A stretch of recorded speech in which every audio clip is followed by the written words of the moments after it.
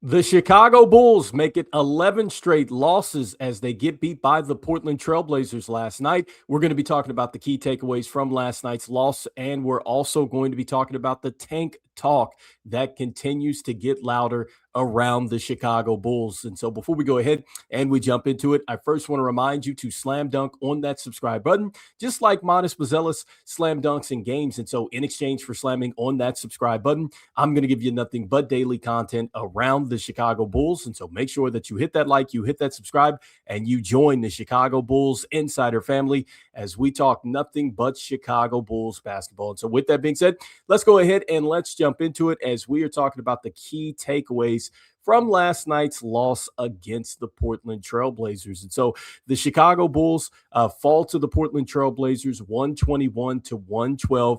They did not win a game this month. And look, there were a couple good performances out there for the Chicago Bulls, but you certainly can see a team that is just not connected. And look, the tank talk is going to get even louder for the Chicago Bulls as this season continues to wind down. And so let's go ahead. Let's talk about these individual performances here. And so starting with Josh Giddey. And so I liked what I saw from Josh Giddey. I thought that, man, he was scrappy out there. He was diving on the floor. And so I think that there was one play where he dove on the floor and then he got the basketball back, and that led to a basket made. And there was also one time where he was hustling back on defense. He throws his arms up and gets a deflection there, and I believe gets the basketball back for the Chicago Bulls there. And so I thought that Josh Giddey was pretty scrappy out there. And I just like the fact that he almost had the double-double too as well. And so I think that this is probably the second best game that he's had since he's come back, and he had that one game where he was really getting it going as a scorer here. And so 15 points, a plus 13 in the plus-minus box score. He did have 4 turnovers in this one. He had 9 assists. He did have 6 rebounds as well. 1 of 1 from the free throw line, 2 of 4 from deep, and 6 of 9 from the field in 28 minutes.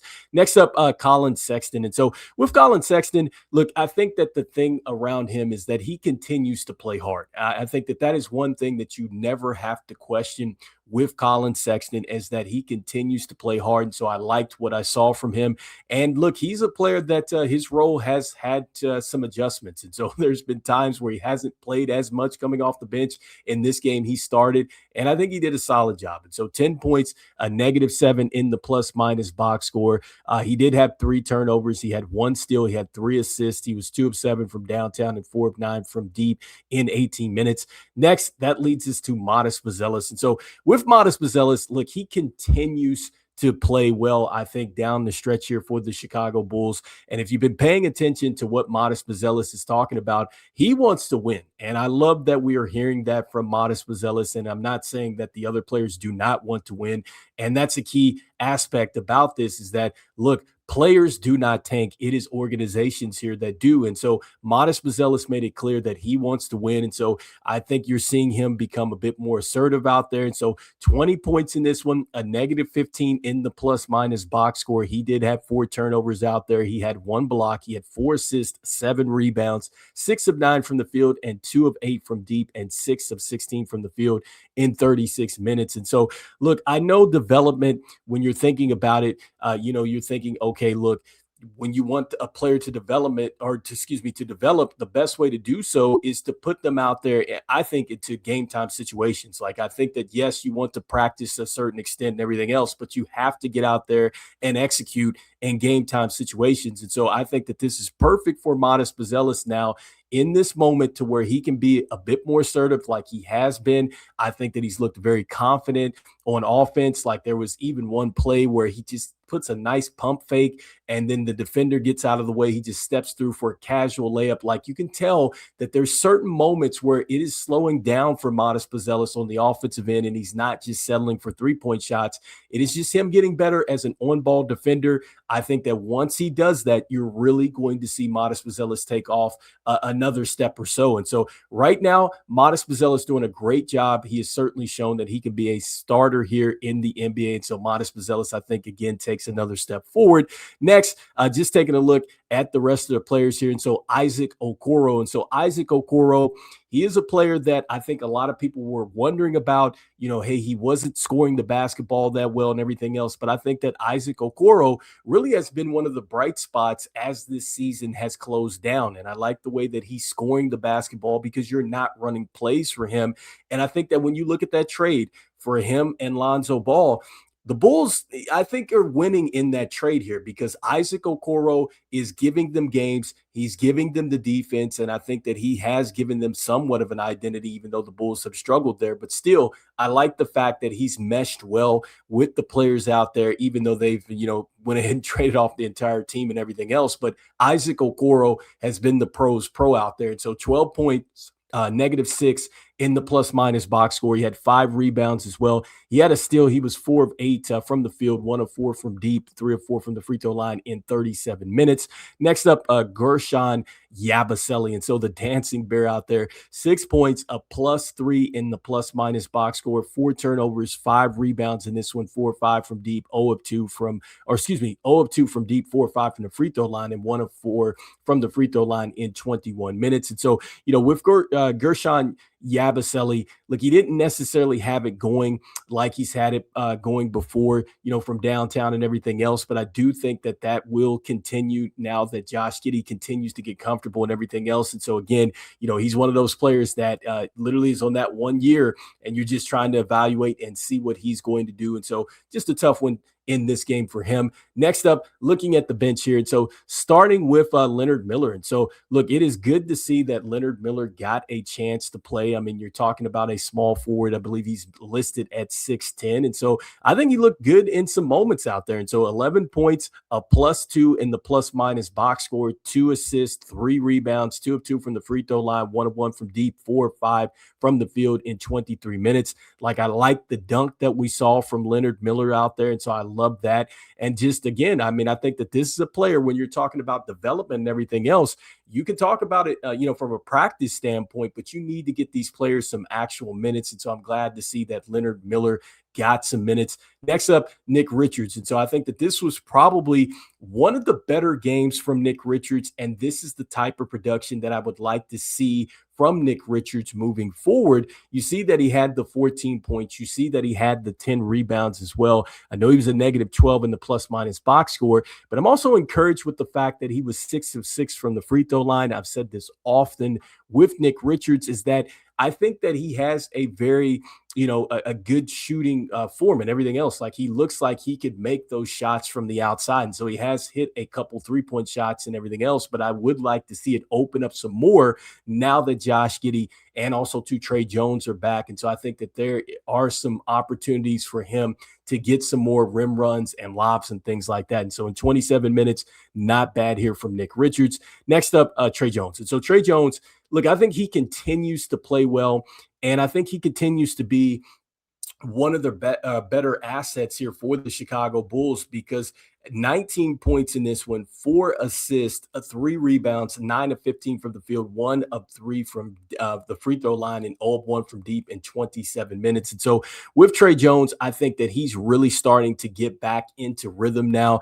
I thought that he had some nice cuts off ball and everything else, because that allowed Rob Dillingham to get some good assists to him and everything else. And so I like the fact that he's always constantly moving, constantly thinking and everything else. And he was attacking the rim and just, again, just getting downhill. Tre Jones doing the Tre Jones type of things. And so Tre Jones, man, another solid game coming back from those hamstrings. And so next, just looking at this some more and finishing off here with Rob Dillingham. And so with Rob Dillingham, look, I thought that he had some moments as a passer out there. And so I talked about a couple of nice dimes that he had to Tre Jones out there. And I think that he uses speed to get to certain points in the defense and kind of bring the defense up to get some of those passes in there. And so I did like that. The 5 points, a -23 in the plus minus box score, the 1 turnover. He had 3 steals. I did like that. There were some moments where you could tell that Rob Dillingham was certainly locked in a little bit there defensively. And And so I did like that. He did have the 2 rebounds, 1 of 3 from deep, 2 of 7 from the field in 23 minutes. And so I just think that with Rob Dillingham, you're still trying to see, can he be a player that can run a team off the bench or starting? And so I don't know if clearly the Bulls have gotten that question. I think that he's going to have a lot of runway to show if he can do so. And so in this game, I like the passing and everything else. I would like to see him be a bit more assertive as a scorer, but I am encouraged with the fact that he did at least get the minutes of 23 minutes along with Leonard Miller as well. And so anyway, you guys let me know in the comments here what you guys are thinking as far as this latest loss here for the Chicago Bulls as they make it 11 straight losses.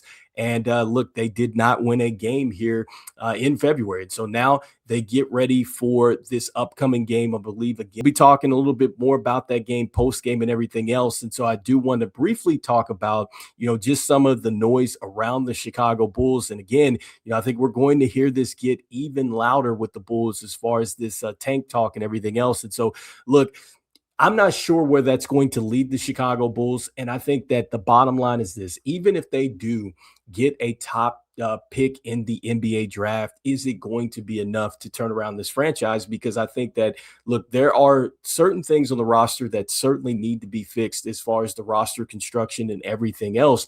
And you're also going to need to have, I think, a key piece around that, which is just the mentality of what it takes to win basketball games. And so it's one thing to get the talent there, but it's another thing too to kind of set like just, the standards and everything else. And so I think the Chicago Bulls might be a long way off of that. So it's more than just getting that one player. And that's if the Chicago Bulls are able to do so. And so let's see what happens.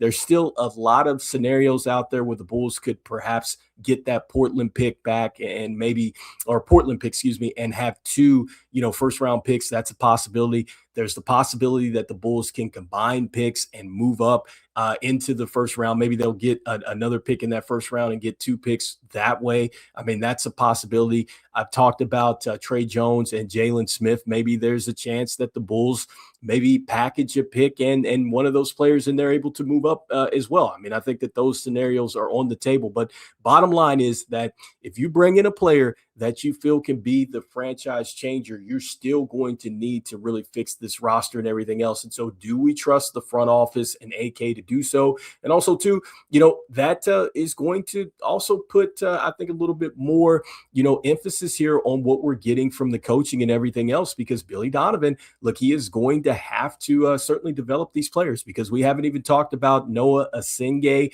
and what he could possibly do. I think that he had some moments in the summer league. I also think that he had some moments in the G League as well. And so there's still a lot of anticipation as to what he can do. And so the Bulls, look, they may have something on the roster after all this is said and done, whether it's the draft and then also to what they have with Noah Asingay, Madison, and Josh Giddey and everything else. But still, you're going to have to bring it all together with the roster construction. You're still going to have to develop, and the front office is still going to have to make some better decisions here. And so that is my take here as far as just the way that the talks are getting louder around the Chicago Bulls with the tank and everything else. And so anyway, you guys let me know in the comments what you guys are thinking as far as the Chicago Bulls, again, falling to the Portland Trail Blazers last night, 121 to 112. And believe it or not, this game was close, and I believe it did go into a clutch game situation, but ultimately the Bulls lost that one. And so let me know what your key thoughts were there.